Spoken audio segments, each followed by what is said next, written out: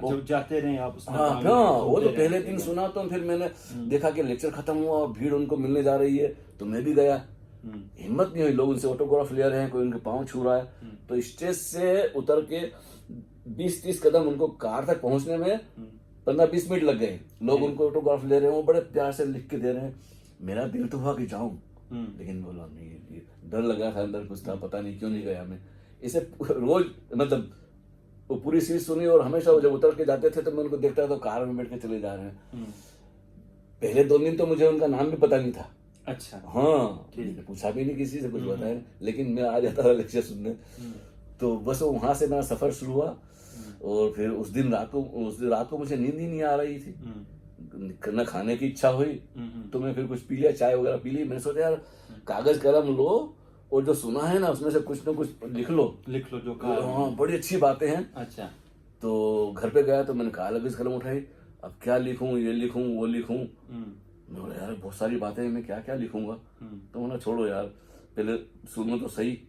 तो फिर वो कुछ किताबें थी, नॉवेल थी मेरी, गुलशन नंदा की या कुछ शायरी की किताब थी, वो उठा के पढ़ने लगा। नींद ही ना आए, तो आधी रात बेचैनी में उनको ही ख्यालों में कि यार क्या बातें सुनी, ऐसा तो कभी सोचा नहीं था कि ऐसा भी कोई बोलता है। हाँ, ये तो यार सच में गुरु है। अच्छा। जो होता है ना अंदर से, आपके अंदर वो चीजें आनी शुरू हो गई, महसूस होना शुरू हो गया। हाँ, ऐसा ना तो मैंने पहले कभी कोई देखा। हालांकि बहुत लोगों को सुनता था मैं, कई लोगों को सुनता था, पॉलिटिशियन को भी सुनता था, जो भी कहीं मिल जाता था ना, सुना कई लोगों को मैंने। लेकिन ऐसा कभी वो हुआ नहीं कि मैं उसके पास जाऊं, उससे मिलूं, ऐसा शुरू हुआ बस।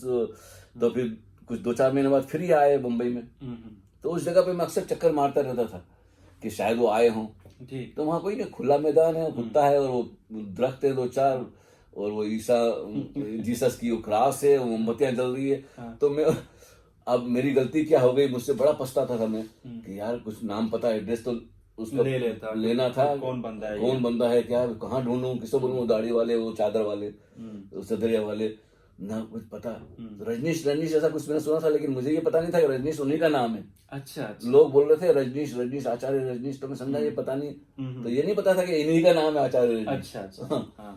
तो मैं अक्सर 2-4 महीने तक तो उस जगह पे चक्कर मार के देखता था, कोई नहीं आया, पता नहीं आते भी नहीं है, कहीं और जाते हैं। लेकिन एक दिन फिर वही आगे, वो आ गए, तो मैं तो समझ लो कि मेरा यार मुराद मेरी पूरी हो गई। तो वो भी सीरीज थी, उसको बोलते हैं पंच महाव्रत, वो जैनिज्म के ऊपर उनके लेक्चर थे,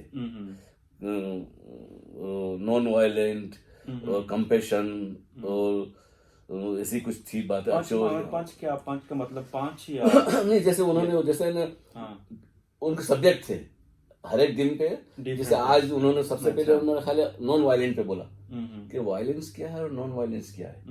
क्योंकि इंडिया में जो लोग है ना, गांधी या उन्होंने बड़ी अहिंसा के ऊपर बड़ी चर्चा की है, और लोगों को बड़ा बेवकूफ बनाया है। बड़ी चालबाजी से उन्होंने लोगों को बिल्कुल ब्रेन वॉश कर दिया है, गुलामी के लिए, अंग्रेजों की गुलामी कर कैसे की जाए, क्योंकि हथियार से तो आप अंग्रेजों से लड़ नहीं सकते। तो वो जब भी ऐसी कोई पर्सनैलिटी आती है ना, तो लोग बहुत जल्दी से आसानी से बेवकूफ बन जाते हैं। तो मोस्ट इंटेलिजेंट पीपुल, बड़े बड़े समझदार लोग भी गांधी के चक्कर में आ गए। काफी जरा डिफरेंट चीज बर्बाद कर दिया हिंदुस्तान को। खैर मैं अभी बुराई नहीं करता हूँ कि करेंगे। अच्छा। तो जब उन्होंने कंपेयर किया गांधी से उस लेक्चर में, अच्छा, कि वायलेंस क्या होती है, तो उन्होंने एक एग्जांपल दिया, मिसाल दी कि किसी को छुरा मारना और तलवार दिखाना या डांटना टपटना और अपना काम निकलवाना, ये तो वायलेंस है ही, ये साफ नजर आती है। ठीक।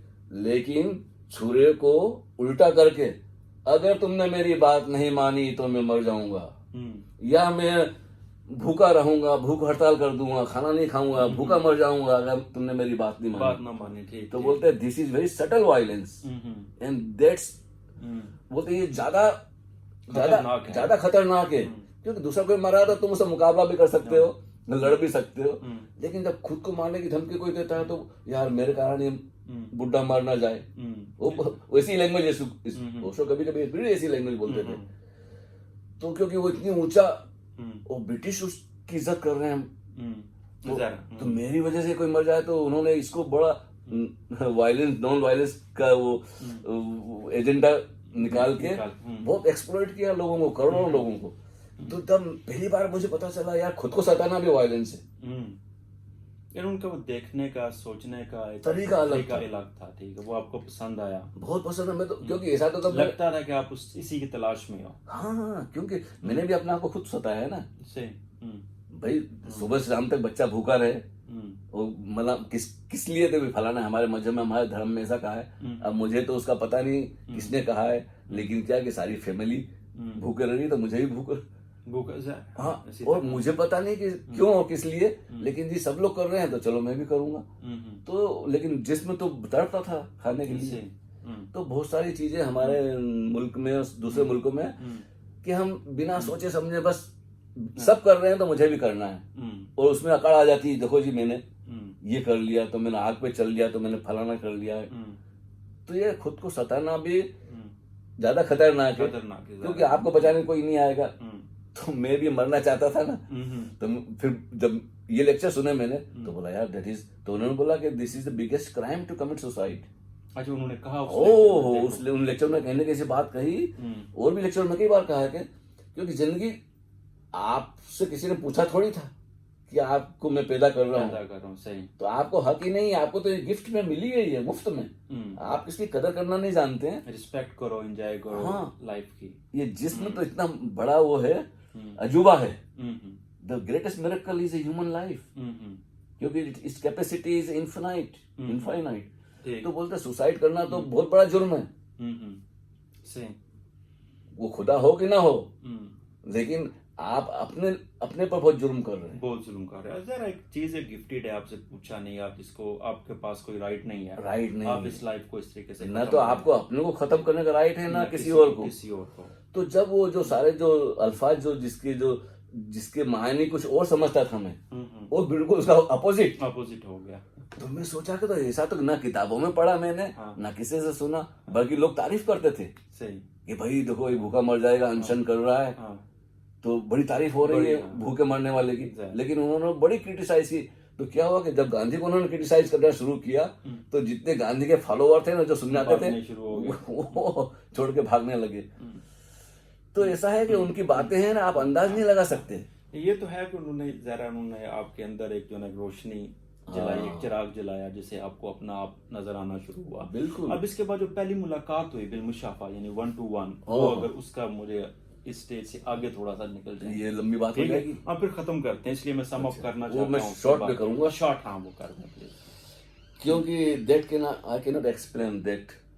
जो पर्सनल हुई ना मुलाकात, क्योंकि वो भी कोई प्रोग्राम नहीं बनाया था कि आज उनसे मिलना। ठीक है। मैं मेडिटेशन करने जाता था सुबह, क्योंकि उन्होंने शुरू किया था मेडिटेशन कैंप, तो बम्बई में ही था। बम्बई में। ठीक है। तो पहले तो मैंने मेडिटेशन कैंप अटेंड किया। जब कैंप खत्म होने वाला था, तो एक एड्रेस किसी ने बताया कि जो रोज उन्होंने कहा जो आज किया है या पिछले हफ्ते से आप करते आए हैं, इस मेडिटेशन को आपको रोज करना है। तो कई लोगों को घर में तो नहीं कर सकते, बोले ये मेडिटेशन तो हम घर में नहीं कर सकेंगे।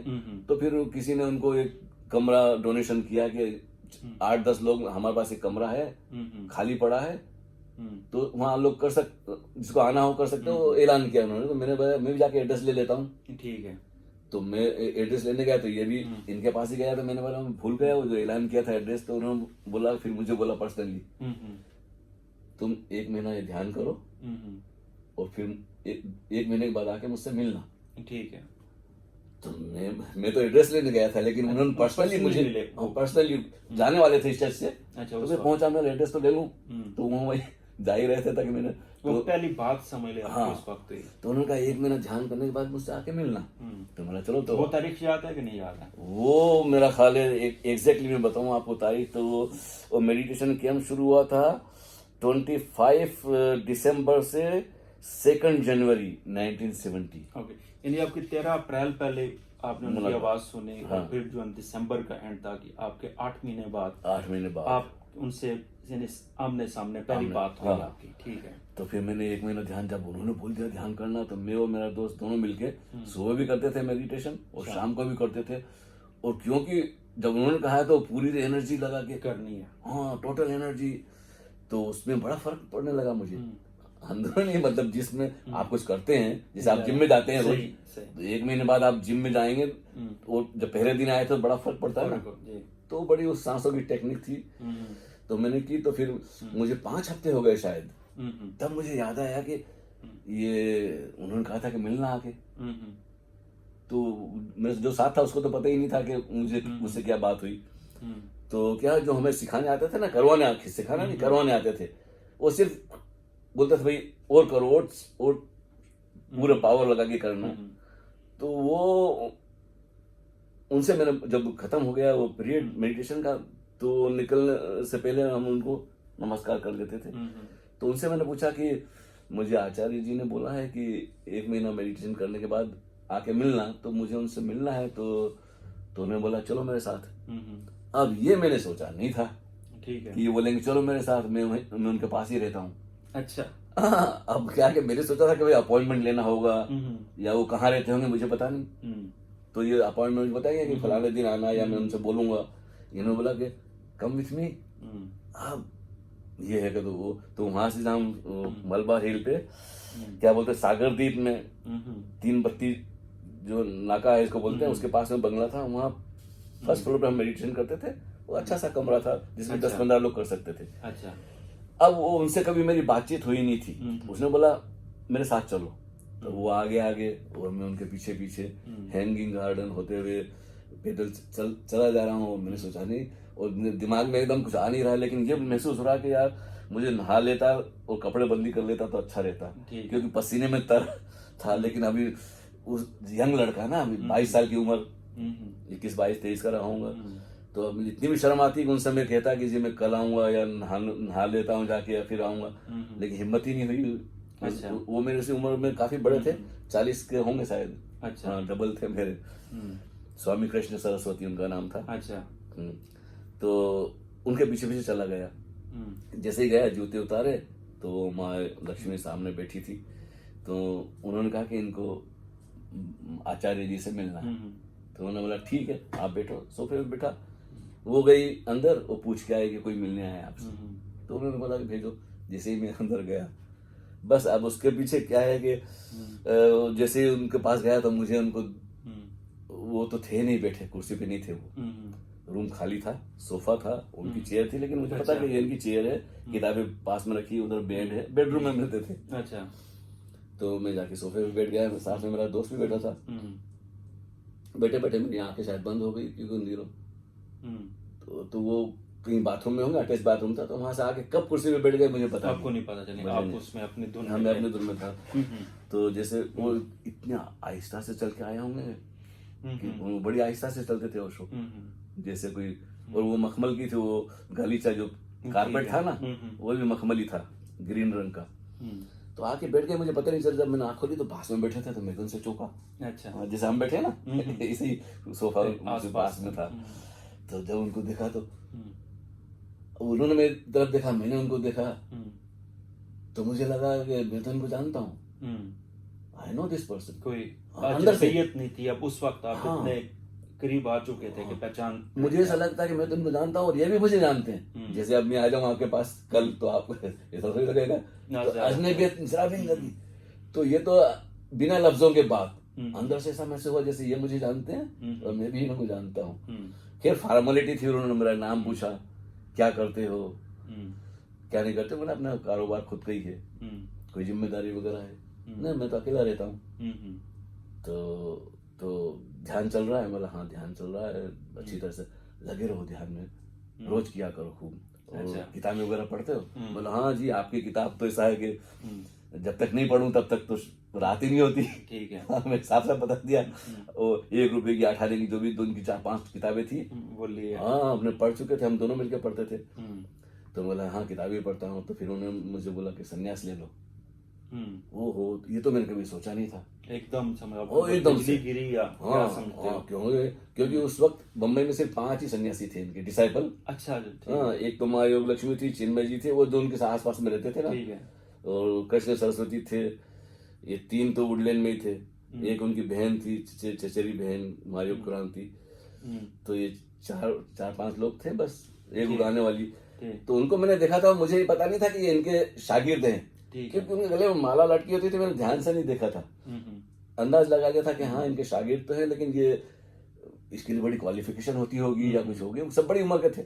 लेकिन उन्होंने आपके अंदर कोई चीज देख ली थी जो मैं महसूस कर रहा हूँ। अच्छा। तो अब उसके मैंने बोला हाँ ठीक है, लेकिन अभी नहीं लूंगा मैं, क्योंकि मेडिटेशन कैंप होने वाला था अप्रैल में, 4 अप्रैल से शुरू होने वाला था। मैं वहां लूंगा, क्योंकि यहाँ मैं ये ऑरेंज कपड़े पहन के, भगवा कपड़े, माला पहन के मैं रह नहीं सकता हूँ मुंबई में, क्योंकि ऑलरेडी बहुत मुसीबत में आ चुका हूँ। तो उनको सारी कहानी मैंने बता दी थी कि क्यों नहीं ले सकता, क्योंकि मेरा जो कारोबार है वो ऐसा नहीं है कि मैं आपके कपड़े पहन के बैठ सकूंगा और कर सकूंगा। तो उन्होंने बोला कि कोई बात नहीं, मैं तुम्हें आश्रम में भेज दूंगा, तुम वहां तुम ध्यान करना और वहीं रहना। अच्छा।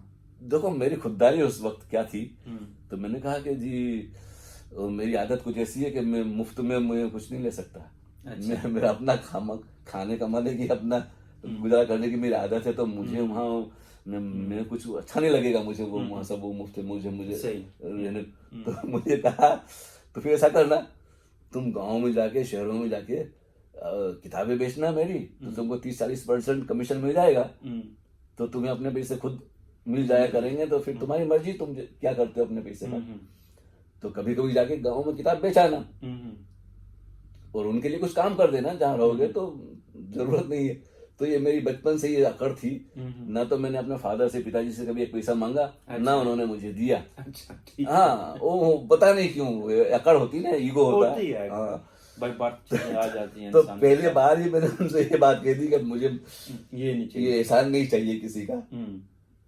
तो ये बातें हुई, तो बस 10 मिनट बैठे होंगे, 10-15 मिनट मेरा ख्याल ज्यादा से ज्यादा। और जब बाहर आया तो फिर उस दिन का आलम यह हुआ कि मेरी हालत बहुत खराब हो गई। दिन भर जैसा कोई मुझे खींच रहा है, याद आ रही है उनकी, मेरा दिल होता था मैं वापस चला जाऊं। घर पे आया, नहाया धोया, कपड़े पहने, कारोबार में गया, तो दिल ही ना हो किसी से बात करने की, मार्केट में जो बेसिक काम करना। लेकिन उस दिन भूख भी नहीं लगी मुझे, 2 बार जाके जूस पिया मैंने दिन में। प्यास लगे लेकिन खाने की इच्छा ना हो, तो प्यास लगे तो जाके जूस पी लिया या पानी पी लिया। वो बड़ी बेचैनी रही दिन भर कि बस दिल होता है कि वापस जाऊं मैं, उनसे मिलूं फिर से। तो ये बेचैनी रात तक रही मेरी। मैं काम काज छोड़ के भाग गया, समुद्र किनारे घूमने चला गया। फिर शाम को वही बेचैनी कि चलो, तो मैं किताब पढ़ने लग गया। रात को आया तो अच्छा किताब पढ़ने लग गया, तो किताब पढ़ने लगूं तो फिर रोना आ जाए मुझे।